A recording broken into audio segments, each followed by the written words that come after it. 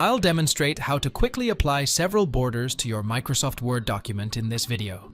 Your pages can appear better with borders, and I'll walk you through the modification process step by step.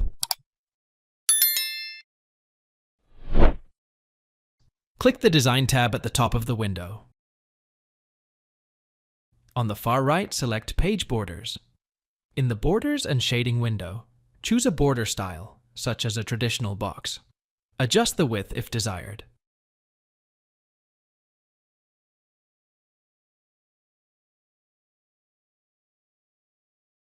You can also apply custom border art, such as stars. Apply the border to the whole document. To remove the border, select None and click OK.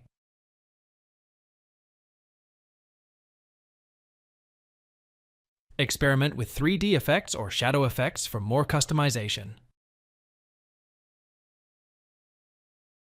Thanks for watching. If it helps, make sure to hit like and subscribe.